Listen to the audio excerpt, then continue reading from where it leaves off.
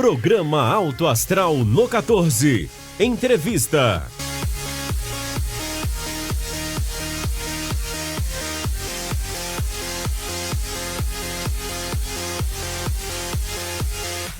Olá, sejam bem-vindos a mais uma edição do programa Alto Astral no 14. Eu, Joseval, semana após semana a gente está revezando, né? Até por questão de espaço, de distanciamento, que é fundamental neste momento de pandemia, né? de contaminação, mas a gente mantendo a distância segura para a nossa convidada de hoje, que eu vou apresentar. Ela é professora Elza, mas só que a gente vai falar um pouquinho aqui a respeito dela. Professora Elza Gabriela Godinho Miranda, é professora de artes visuais, com mestrado em arte contemporânea e diretora também geral do IFG Campus Anápolis. Elza, seja bem-vinda aqui ao programa Alto Astral no 14. Muito obrigada, Guilherme.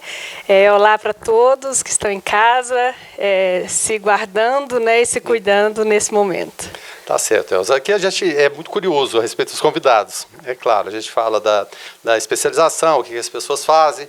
Preferencialmente a gente faz entrevistas na área da saúde, mas fazemos também de outras áreas. Então a gente sempre é curioso de saber o que te levou para esse campo das artes visuais. Eu digo isso porque meu tio-avô, Oswaldo Verano, é das artes, né, do ramo das artes. Você deve conhecer. Ou conheceu, eu não sei, né? Já tem muito tempo que ele faleceu. Mas é uma referência aqui também, mesmo que leva a pessoa para o campo das artes visuais. Bom saber, eu não sabia. Estou em Anápolis desde 2010, né, da abertura do campus, e como professora do campus na área de artes visuais. E a primeira referência que a gente tem da área aqui na cidade é a Escola de Artes Oswaldo Verano, né? Então, uma satisfação saber que você é sobrinho neto, né? Sobrinho neto, e eu dei essa referência para facilitar a entrevista para mim. Com certeza, muito bom saber. Então, esse é um campo, né, que às vezes para a área do emprego, a área do trabalho, né, as pessoas ainda têm muita dúvida, né, da atuação do profissional de arte. Mas hoje, no mundo contemporâneo, um mundo onde as imagens, né, estão sempre presentes na vida das pessoas, a gente vê cada vez mais a necessidade dessa relação, né, da compreensão da arte na vida, no nosso cotidiano, né? A arte está presente em tudo, a todo momento da nossa vida. E desde criança, né, eu sempre tive esse interesse em diversas linguagens da arte, né? Eu comecei na escola me interessando pelo desenho, pela pintura, e tive a oportunidade de ter experiência na área da dança, na área do teatro, um pouco na música, né, o que eu tentei, mas foram áreas, né, são linguagens que acabaram me despertando para esse viés profissional também da arte, né? E aí, na minha formação no ensino médio, que eu fiz escola técnica, né, Federal de Goiás, na cidade de Goiânia. Tem vários primos formados lá na escola técnica. Também, eu sou de Goiânia, né, e lá eu tive a oportunidade de fazer cursos de extensão dessas áreas, né, e acabou me despertando para essa vontade. E quando eu fui prestar o vestibular na UNB, acabei optando, né, pela licenciatura primeiro em artes cênicas e depois em artes plásticas. Então, fui encontrando esse caminho profissional daquilo que era um desejo, né, uma curiosidade, uma vontade pessoal. E felizmente, né, hoje eu digo que eu fiz a escolha certa, né, para a minha vida, para as minhas escolhas, né? Não houve pressão da família, porque sempre tem, né? Segue para esse campo, segue para aquele. Tinha alguém já ligado às artes, alguém falou, não, mas Elza, mas artes, não, esse negócio não dá dinheiro, isso é difícil, isso é complicado. Não fui como você, né, que tinha uma grande referência, sim, mas... E não serviu para nada, viu?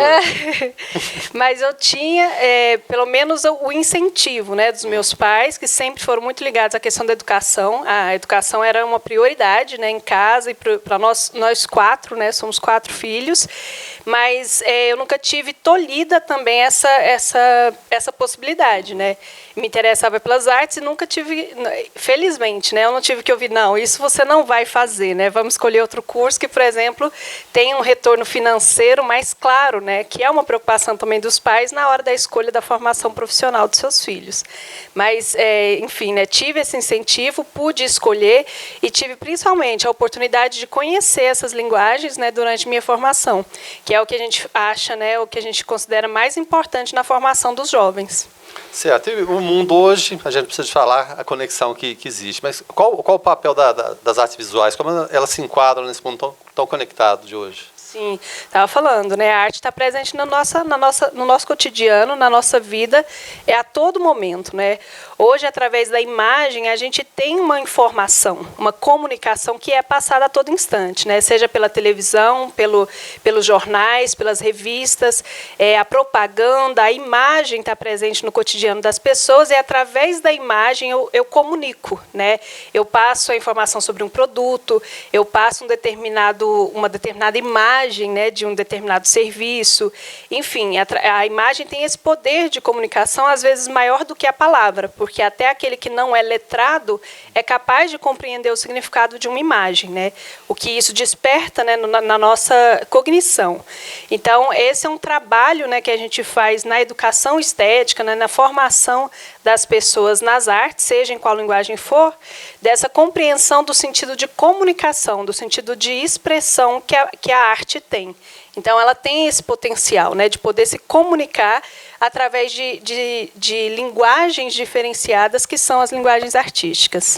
Bom, a gente viu aqui no seu currículo, que é claro, você tem essa formação em artes visuais e mestrado em arte contemporânea. Mas de que forma essa arte contemporânea e o artista contemporâneo, eles se inserem nesse meio de informação? É complicado? É natural? Como que é esse processo? Hoje eu tenho visto até mais possibilidades, né? A gente está cada vez mais conectados e esse caminho, né, que a internet, o desenvolvimento das tecnologias da informação e da comunicação também trouxeram, acabaram abrindo campos de trabalho também para profissionais que lidam, né, com essa criação, com a criação artística. Então, eu citei um exemplo das propagandas, né, dessas mídias, mas também a gente tem, onde a gente tem visualidade, tem imagem, né, a gente tem um trabalho de um profissional de arte ali por trás.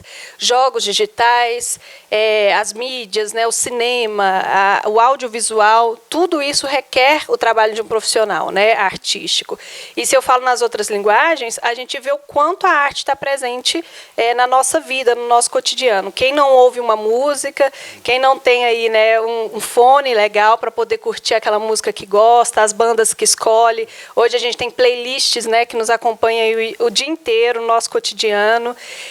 A fruição estética, né, que você faz no espetáculo de dança, um espetáculo teatral, são sempre aprendizados importantes, né? Vivência emocional, estética de uma possibilidade de mundo diferente daquele que você vive, através de uma experiência artística, né? Então, são várias as potencialidades que a arte tem para trazer aquilo que é da diversidade do ser humano. E aí, quando a gente fala da arte enquanto expressão cultural, e no mundo contemporâneo, né, isso está presente em muita coisa, eu tenho que sempre considerar esse viés. A arte é uma das manifestações de uma cultura. Então, ali eu tenho a identidade de um povo, eu tenho a maneira como ele se expressa e, principalmente, né, qual é o lugar e o tempo de determinada expressão, que está sempre relacionada com essa parte da sociedade, né?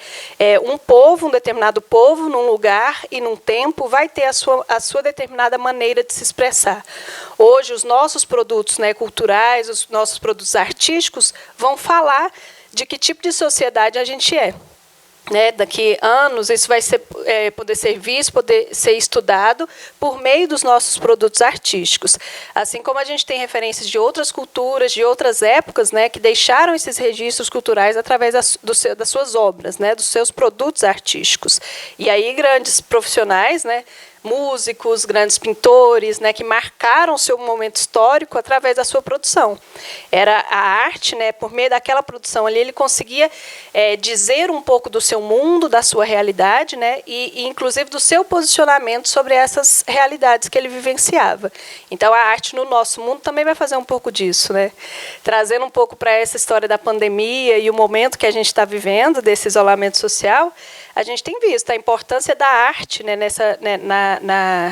na tentativa, né, de manutenção de um controle emocional, de uma sanidade mental, né, de você poder fruir aquilo que te desperta um determinado conforto, né, aquilo que te agrada. Então, essas lives, né, você poder fazer visitas, né, virtuais a museus, a galerias, conhecer obras, né, de diferentes épocas, diferentes espaços do mundo, são formas como a gente vê a importância da arte, né, desse papel do sensível, da humanização que a arte traz, inclusive nesse momento de distanciamento social, de isolamento, né, que a gente vê o quanto é importante esse respiro, né, isso que a arte pode proporcionar a cada um. E você está falando em momento atual, de que forma a gente vai retratar esse momento que a gente está vivendo no futuro. Eu lembrei aqui de Picasso e Guernica, que é um quadro clássico de guerra civil, de luta, de Segunda Guerra, ditadura de Franco, aquela coisa toda, que retratou bem o momento e marca até hoje. Com a simples pintura, não se fala nada, lá está só a imagem e retrata-se um tempo. Isso é muito interessante. Como você imagina que a arte vai registrar esse momento de hoje? É claro, tem muita gente produzindo, você tem cartunistas, você tem pintores, tem escritores, músicos, tem todo o universo. Como você imagina que vai ser retratado um processo que está em construção ainda, na verdade? Exatamente, né? A gente vivencia a arte contemporânea no dia a dia, né? E esses exemplos mesmo, né? Eu acho que o que tem de cartoon, o que tem da literatura sendo produzido nesse momento, né?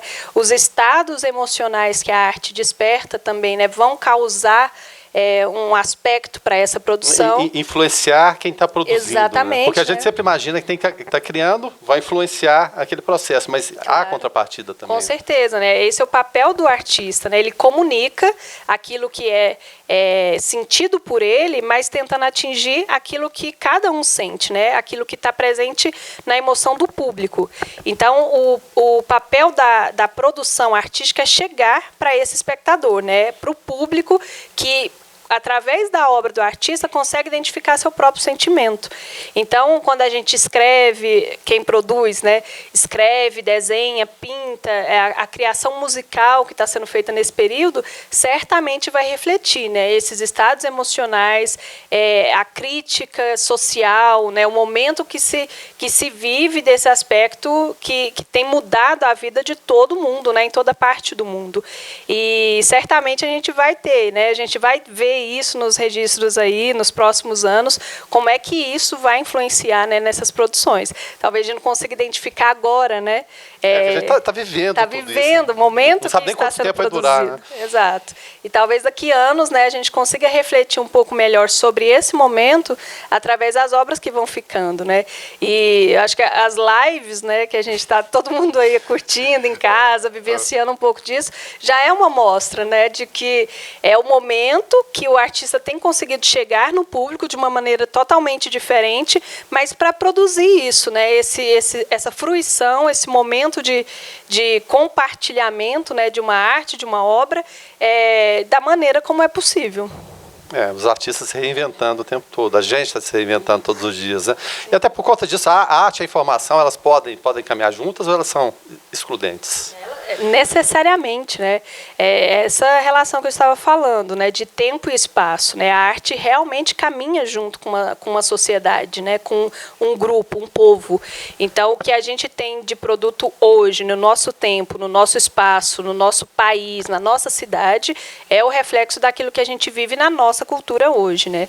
Assim como em outras partes do mundo, em outros momentos históricos, a gente tem registros diferentes, né? Então, arte e comunicação e informação estão sempre presentes, né? Principalmente nesse mundo de mídias, né? De mídias diversificadas que a gente tem vivenciado hoje.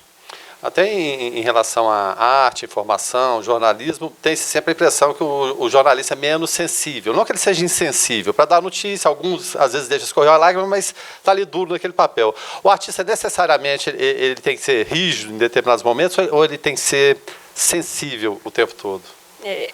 Há sempre até um preconceito, né? O artista como o sensível. O sensível isolado. Meu tio Oswaldo ficava isolado ali, era aquele artista clássico, né? Vamos dizer assim, né? De um tempo que não existe mais. Mas enfim, né? Isso é muito da própria criação ali do artista, né? Tem gente que cria quando está mais feliz, tem gente que cria quando está mais introspectivo. Isso depende muito do canal, né? Da própria linguagem que o artista utiliza, seja na literatura, na dança, na música, no teatro, nas artes visuais.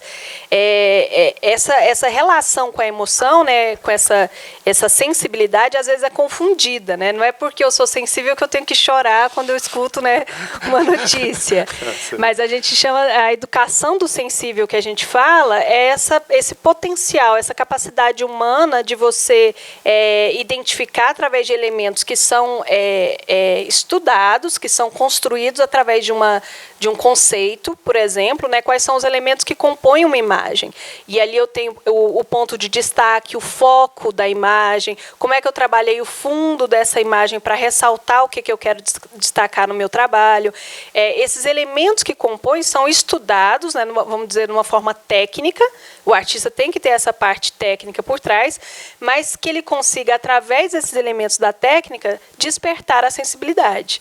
Ali eu educo o olhar do meu público, o olhar do espectador, para que também perceba os elementos que eles não precisam ser palpáveis para passar uma informação na imagem. Por exemplo, uma determinada cor ou cores que eu utilizo na minha pintura, eu já provoco estados emocionais na pessoa, né, no público que está observando essa imagem. Então, existem outros elementos que são capazes de comunicar de uma forma não racional, né, tá presente na música, nas artes visuais, em qualquer produção artística, mas que não precisam passar por essa racionalidade, essa parte, né, da nossa intelectualidade que trabalha com o racional, com o lógico. A arte é totalmente o oposto. Ela trabalha o sensível, o emocional, aquilo que não é racional, né, não é certo ou errado.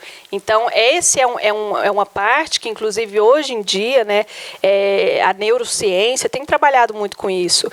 Despertar, por exemplo, profissionais para esse outro lado. Hoje não basta você ser bom naquilo que você faz, né? Você precisa ser uma pessoa criativa, que saiba lidar com as emoções, que tenha um bom relacionamento interpessoal. Então, são outros elementos dessa parte do sensível e da humanização que a gente consegue através da arte, que hoje, inclusive, né, são valorizadas no meio profissional. Sem dúvida nenhuma, né? E eu sempre lembro, quando a gente fala desse processo de criação artística, escritores que se isolam, né? Vão para casa, no campo, fica ali, às vezes a pressão da editora para sair o livro, e o livro não sai, o tempo tá indo, está se esvaindo. Mas, é claro, a gente tem que respeitar o processo de cada um. Exatamente. É um processo criativo. Não é automático, né? Não, encomendei. Exatamente. Eu falo que eu lido com o texto todos os dias, tem dia que não sai nada, viu, Elza? Mas não sai nada, o negócio é complicado, mas você tem que fazer, né? Mas aí também não é uma forma de arte também, né? Não sei se um texto é uma forma de arte, mas enfim, né? Notícia, né? Que a gente tem que fazer correr, né? Tem uma frase que eu ouvi muito, né, na minha formação, e eu sempre repito, que a arte é 10% inspiração e 90% transpiração. Você tem que ter um trabalho por trás. E no dia que você não está inspirado, né? Pois é. Você vai se basear na técnica. Não, eu já sei como que tem que ser um texto jornalístico e eu vou trabalhar nos aspectos daquele texto. Então a gente precisa... Mais ou menos no automático de vez em quando também. Precisa criar, né, quando é o caso de um profissional da arte, ele tem, né, seus prazos para cumprir, ele vai trabalhar também nessa necessidade técnica, né? Mas, obviamente, né, aquilo que registra ali a linguagem do profissional, do artista, né, ele está baseado numa coisa muito particular, muito pessoal, que, inclusive, né, é manifestado diferente para cada um no meio do processo de criação. Tá certo. Falamos um pouquinho de arte aqui, né? Bisbilhotamos aqui a vida da Elza, né? A formação, mas acho que isso é muito interessante para a gente inserir no contexto que vem a seguir, né? Que é um momento de solidariedade. A gente precisa ser basicamente solidário, cidadão. Muitas vezes essa cidadania está em falta, infelizmente. Mas a gente vê que muitas vezes o que tem menos é o que doa mais, é o que se dispõe mais. Às vezes ele não tem o valor econômico, mas ele dispõe do tempo, enfim, né? Cada um age da sua maneira. E o brasileiro, em geral, é solidário. É um processo complicado, mas a gente está se mostrando, isso é importante. E o IFG, ele está com a rede solidária. Eu queria que você falasse um pouquinho sobre essa rede solidária. Como surgiu essa ideia, Elza? Vou fazendo um gancho assim com a nossa conversa, né? Fique à vontade. E o artista, né? Quanto essas lives estão ajudando, quanto essa produção tem ajudado nesse momento, mas aí vem aquela outra pergunta, né? E como é que o artista tem se mantido nessa situação? Porque a arte trabalha com o público, né? São grandes eventos, são shows, e agora nessa impossibilidade que a gente está de ter contato com o público, a arte, né? A produção atual tem tentado se inovar também, se reinventar para conseguir se manter, inclusive o sustento, né, de famílias que são sustentadas pela arte, né, pela profissão desses trabalhadores. Deixa eu até abrir um parênteses, porque tem muita gente criticando. Começou aquela forma tranquila, agora já está cheio de patrocinador, cheio disso, cheio daquilo. Mas, gente, faz parte do processo. Sim. Se não tiver, a coisa não flui. O artista precisa sobreviver, né? Não, e como você disse, esses grandes artistas são centenas de pessoas que estão ao redor ali. Então, se você não tiver essa parceria, esse patrocínio, essa visibilidade, a coisa não vai. Mas, desculpe te interromper. Que isso. É isso mesmo. Quando a gente vê ali, né, o trabalho pronto, vê o que está em cima do palco, né, a gente perde, às vezes não tem a noção de quantos profissionais na técnica, né, estão envolvidos ali por trás. Então, são muitos profissionais, equipes de produção, equipes de montagem, né, de equipamentos, de eventos, que hoje estão aí, né, fazendo inclusive apelos às autoridades para que a gente tenha, né, um olhar para esses profissionais também, porque eles foram os primeiros a parar, né, nessa situação e vão ser os últimos a voltar. A perspectiva de volta é incerta. A gente nem sabe, né, quando isso vai acontecer. Então, foi pensando nessas situações, né, não só dos profissionais da área da arte, da cultura, mas dos empresários, pequenos empresários, que a gente criou, dentre outras ações, né, do IFG, a ação da Rede Solidária. A gente criou mídias, né, sociais, redes sociais, para poder divulgar trabalhos de profissionais de diversas áreas. Pequenos e microempreendimentos da cidade que agora estão numa situação muito difícil, né? A gente já tem, por exemplo, na Rede Solidária, que é um perfil do Instagram e um perfil no Facebook, que a gente tem feito a divulgação de profissionais, né, de vendas, de serviços e comércio de várias áreas da cidade inteira. E a gente tem visto, pelo preenchimento do formulário que eles fazem, né, que muitos desses profissionais estão sem renda ou tendo que se reinventar os seus negócios, que às vezes não tinha nenhuma plataforma digital para uma divulgação. Às vezes e hoje, uma má administração também daquilo que tem. Também, né, uma administração não profissional, né, a pessoa não teve nenhum tipo de capacitação para gerir, né, um negócio como esse, e agora ele está tendo que criar novos mecanismos para poder chegar ao seu público.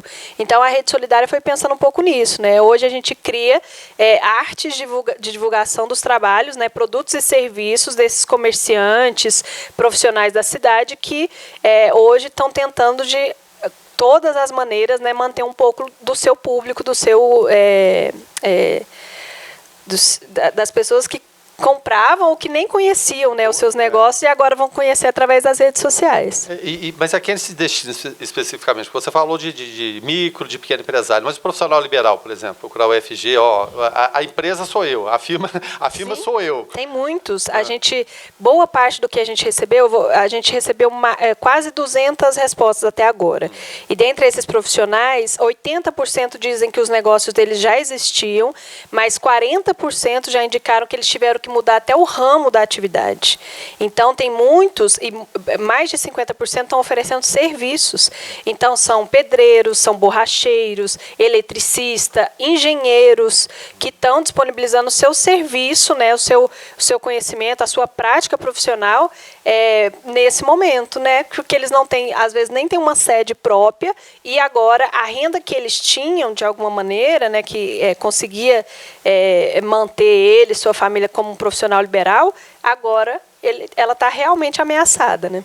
Bom, e quem quiser participar, de que forma tem que interagir? Tem algum curso? Como que funciona? Sim, a gente está com um grupo, né? São 15 alunos, ex-alunos, egressos do IFG, a nossa profissional da biblioteca do campus, né, a Laisla, que está responsável, né, pela equipe, e a gente tem a página no Instagram, vou divulgar, que é Rede Solidária IFG. Quando você entra no perfil do Instagram, já vai ter o link para preencher do formulário e é só colocar as informações corretas, né? Endereço, telefone, o nome do contato da pessoa, que produtos e os valores que você queira divulgar, as redes sociais, se seu negócio já tem, que a gente produz a arte, né? Uma imagem para poder circular pelos seus clientes ou a gente colocando nas redes sociais, para que a pessoa possa fazer essa divulgação. E quem tem a arte pronta, já tem uma logomarca da sua empresa, do seu negócio,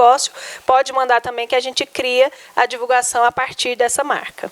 E é possível, não sei se você já percebe ou se já deu tempo, fomentar negócios entre eles mesmos também? Isso, a gente chamou de rede solidária, né, pensando justamente nisso. Então, a gente já tem, né, indicação, a gente está indicando para o nosso cliente. Tô precisando de... Exatamente. Uma cliente, né, perguntou se a gente não criava a logomarca para ela. Aí eu já falei, olha, a gente está com uma lista, né, de tarefas para fazer, de muita gente que está procurando, então agora no momento não vai dar. E a gente está só com voluntários, são alunos de outras áreas que se prontificaram a trabalhar. A gente não tem um profissional de criação de arte, por exemplo, né, de design. E aí a gente teve um outro cliente que está divulgando a sua empresa, que faz esse tipo de marketing digital, e aí a gente já indicou, né, para a solicitante que acionasse essa outra empresa e ela poder fazer a criação da marca da loja dela. Coisa boa, né? Quem sabe não surge a permuta, e permuta é muito interessante. Isso. E é esse momento de solidariedade, né, que você citou. Eu acho que vários ali, né, têm condição de fazer, por exemplo, doações, sorteio de alguma, sei lá, né, alimentos, produtos de limpeza. A gente já recebeu vários também que estão divulgando produtos de limpeza, serviços mesmo, né, que possam colaborar com pessoas que estão em maiores dificuldades nesse momento, ou outro empresário, né, que tá precisando dessa ação nesse momento. Então, eu acho que a ideia é essa, né, a principal é essa, é a gente criar uma rede de solidariedade, e se você não tem um negócio, né, você pode inclusive acessar a rede para comprar dali, que é uma forma de ajudar esses pequenos empresários da cidade também. E em relação a essas demandas do dia a dia, o que vocês mais percebem? Seja os voluntários, seja vocês do dia a dia, que tipo de deficiência, ou às vezes até sugestões, às vezes até ideias boas, né? Em relação a várias matérias que vocês têm lá. Mas quais as principais demandas você percebe? Olha, esses que têm nos procurado, a gente vê que às vezes são situações bem que falta muito profissionalismo, né? Até na escolha do nome do negócio. Tem muita transpiração, né? Exatamente, tá, né? A gente precisa trabalhar mais essa parte da transpiração, porque a venda a pessoa já faz bem, ela tem um produto que tem qualidade, mas às vezes falta toda essa parte de marketing, de divulgação, de cuidado até com a fotografia dos trabalhos que ele faz, né? Então, são registros importantes que o profissional tem que ter para divulgar o seu trabalho, né? A gente fez uma parceria nessa ação também com a CDL. Olha, eles boa. têm um aplicativo que é CDL mais você, e a gente está indicando aqueles que têm CNPJ, que já estão, né, mais estruturados, eles estão sendo indicados para a CDL para divulgar no aplicativo. Então, é uma maneira, por exemplo, que ele já tinha, né, o aplicativo já existia, já são mais de 8 mil usuários, e o profissional que tem lá um CNPJ não sabia, né, ou não tinha o acesso a essa divulgação, que a CDL entrou como parceiro para abrir essa possibilidade para esses empresários. Então, é um recurso importante, né, que o profissional poderia já ter do seu negócio, e agora está vendo essa necessidade. Outra coisa é o delivery, né, a entrega. Muitos restaurantes e bares tiveram que se adequar, né, passar a produção para a entrega, porque agora os seus negócios estão impedidos de funcionar normalmente ali, né, para o consumo no local. Então, são estratégias, né, que a gente vê que mesmo depois dessa situação de isolamento social, elas devem permanecer, porque mostram para o comerciante, para o empresário ali, uma outra possibilidade para o negócio dele. Até em relação a isso, eu vi uma matéria interessante em relação a Portugal. Portugal fez bem a tarefa de casa, né, a coisa funcionou bem. O difícil agora está de convencer as pessoas a voltarem para as ruas, exatamente o contrário. Exatamente. Porque aqui a gente está vendo muita gente na rua, e até com um detalhe interessante, essa matéria está sendo feita, ela é gravada, hoje a gente tem em torno de 16 mil pessoas que já morreram por conta da Covid-19. Quando tinha 1.000 pessoas mortas, estava todo mundo em casa com medo e apavorado. Hoje tem 16 mil e parece que as pessoas perderam o medo dessa situação toda. E lá em Portugal é exatamente o contrário. Está difícil de chamar as pessoas. Pode ir para a rua, já tem uma questão de segurança. Será que o brasileiro é diferente do resto do mundo? Como que funciona? Você é um povo mais afetivo, mais afetuoso, você mal conhece a pessoa, você já chama, vamos fazer um churrasco lá em casa, vamos visitar. Tem muito disso no brasileiro, na arte também, na inspiração do brasileiro. Isso, como a gente estava dizendo, né? Isso faz parte um pouco dos nossos hábitos, da nosso convívio cultural. E olha que a gente tem um pezinho em Portugal, né? Um pé enorme, né? Então, olha eles aqui, né?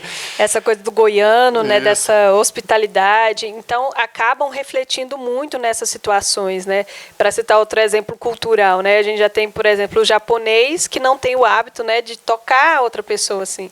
Então, isso também refletiu de forma diferente lá, né, na situação da pandemia.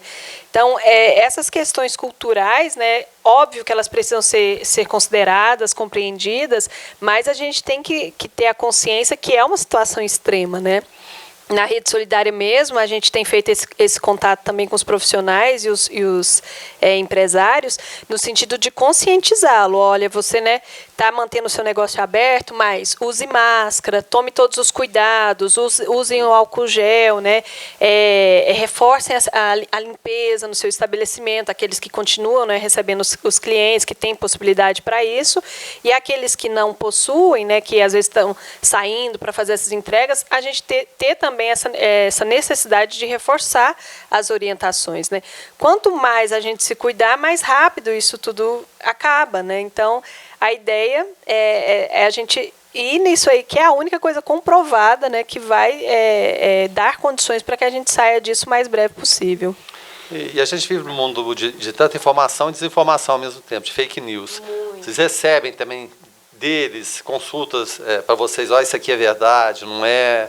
Como vocês estão lidando com as fake news nesse universo, com esse público específico de agora?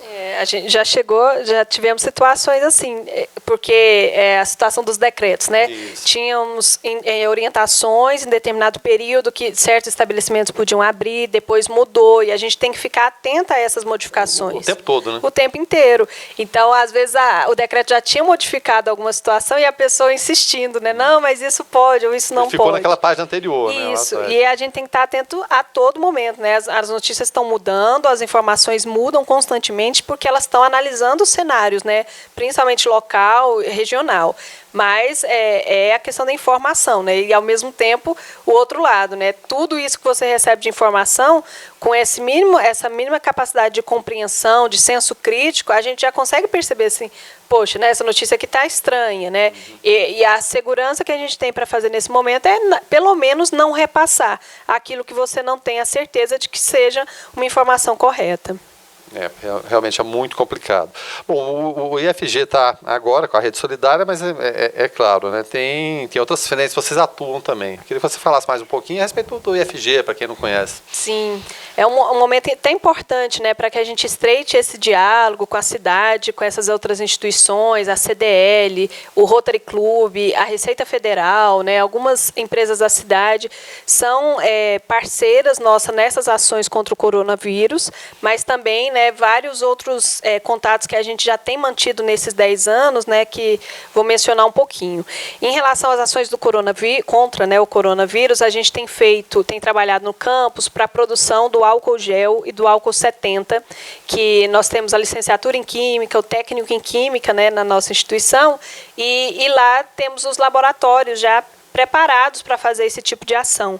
Então, a gente está realizando agora a compra dos insumos para poder produzir esse álcool e já temos, né, a autorização da Vigilância Sanitária do município, porque esse álcool vai poder ser doado para a Secretaria de Saúde do município e ajudar nas unidades de saúde, né, que têm trabalhado com coronavírus. Então, é uma maneira também, né, do IFG ajudar a sociedade nesse momento e colocando aquilo que a gente tem de estrutura aqui no campus, na cidade de Anápolis, a nosso favor, né? Temos circulado o carro de som da instituição com essas informações, né, de higiene, de cuidados, da prevenção em vários bairros da cidade. Já passou pelo centro aqui na semana passada, nos bairros próximos ao IFG a gente tem circulado semanalmente, né, segundas, quartas e sextas-feiras. Temos feito vários informativos, né, nessas redes sociais também do campus e das redes sociais que a gente usa, com essas informações, quais os cuidados que você tem que ter para sair de casa, a limpeza depois, né, do calçado, o banho, a roupa, a máscara, como é que você faz a desinfecção da sua máscara. Tudo bem didático mesmo, né? Bem didático, através de imagens, né? A gente tem produzido essas informações, inclusive em Libras, que é uma ação do nosso professor de Libras do campus, né? Feito a tradução de sinais, né, da Libras em relação aos benefícios, né, que, imagina, a comunidade surda também precisa, né, receber essas informações e se inserirem também nesses cuidados. Então, são algumas ações, né, que o campus tem feito nesse sentido de tentar ajudar a comunidade nesse momento, né. Mas estamos aí há 10 anos na cidade, a gente trabalha com a educação profissionalizante, né, temos cursos técnicos e cursos de nível superior. Hoje são 11 cursos no campus, 5 técnicos, 5 superiores e um mestrado em educação profissional e tecnológica. Então, a gente atua como técnico, né, em edificações, em química, comércio exterior. Na modalidade de educação de jovens e adultos, a gente tem o curso de transporte de carga, secretaria escolar. Todos esses de ensino médio, o aluno faz o ensino médio, né, normal, associado a um curso profissionalizante dessas áreas. E como cursos superiores, a gente tem a tecnologia em logística, bacharelado em engenharia civil da mobilidade, bacharelado em ciência da computação, licenciatura em química e licenciatura em ciências sociais. Então, são áreas, né, variadas, importantes que a gente tem e o mais que a gente sempre enfatiza, né, são cursos totalmente gratuitos.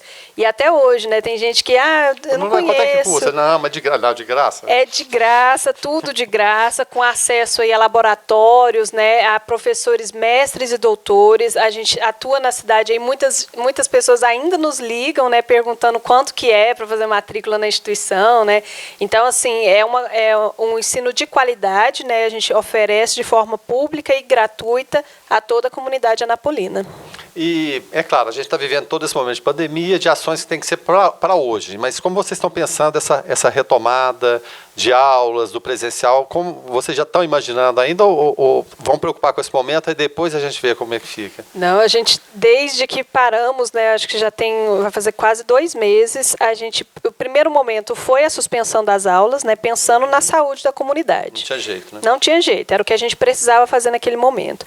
E desde então a gente está estudando, né, essas dificuldades que os nossos alunos teriam, né, em relação à EAD, né, o ensino à distância, ao acesso, a que tipo de equipamentos ele tem em casa que possibilite que ele faça, né, mantenha as atividades da educação dele. Então, a gente está agora, né, de forma institucional, porque o IFG está presente em 14 municípios, né, a gente teve reunião de todos esses diretores, com o reitor do IFG, inclusive com outras instituições de ensino de Goiás, e a gente está fazendo um mapeamento dos nossos alunos, através de um questionário, de qual é essa possibilidade de acesso que eles têm. E agora, até 90 dias, a gente vai ter a aprovação de um plano de retomada. Então, vai ser uma retomada, possivelmente, com atividades híbridas, né, considerando a EAD e considerando aquilo que seja possível manter presencialmente. Dependendo muito da análise do momento, né? Exatamente, como a gente está falando, os cenários vêm mudando muito. Então, a gente está considerando, né, essa possibilidade de retorno, vamos dizer aí para agosto, né, que são esses 90 dias, mas vai depender muito de como a gente vai estar em agosto. A ideia é, né, que a gente vá fazendo essas atividades à distância. Por agora, elas já contam como horas complementares, né, como formação complementar para os nossos alunos, mas a partir do retorno do calendário, a gente volta a contar, inclusive, na carga horária das disciplinas. Mas isso vai depender desse cenário que a gente tiver no momento, né, e aí podendo considerar essas várias possibilidades, né, de atividades à distância e naquilo que for possível, por exemplo, as práticas de laboratório ou para determinadas modalidades, como a gente tem a educação de jovens adultos, aquilo que seja possível ser realizado no campus, nos nossos laboratórios de informática, poderem usar também as nossas estruturas físicas. A gente está vivendo uma época de grandes desafios. E esse desafio da educação, ele é imenso também. Porque eu acho que dessa coisa toda da retomada, talvez a parte mais sensível seja o quê? Mesmo daquele mais radical, que não acredita em nada disso, fala que é besteira, e, é claro, respeitamos a opinião de cada um, evidentemente. Mas quando você coloca assim, você levaria sua criança na escola hoje? 100% fala não. seja de que lado for, seja de que opinião tenha. Exatamente. Talvez seja esse o maior desafio. É claro, evidentemente, a saúde é imenso, né, o maior de todos, mas eu falo em relação a voltas, né? O comércio volta aqui e ali, mas quando fala no fator criança ou já jovens, adultos que sejam, é complicado. As pessoas, puxa vida, será que voltam ou não? Você vê também como talvez um grande desafio? Com certeza, né? Tanto que nos decretos, tudo que a gente viu até agora, tipo, a certeza de quem não volta é sempre a educação. Porque a nossa relação é social, né? É o contato, é a convivência. Então é muito difícil, né, estabelecer regras de agora, né, em diante, que a gente não tem um contato físico entre as pessoas, né? Como é que a gente vai controlar quantas salas de aula com 40 alunos cada uma, pensando no contato social de cada um, né? E hormônios em ebulição, né? Exatamente, jovens, né, e adolescentes e crianças, como é que a gente faz essa orientação? Então são coisas muito sérias, né, que a gente tem que considerar, e por isso que a gente tem feito isso tão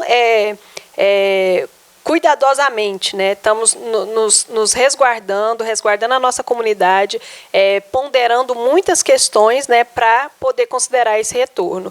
Certamente, né, o que tem se falado de tantas incertezas, o que a gente tem certo é que a gente não retorna a uma normalidade.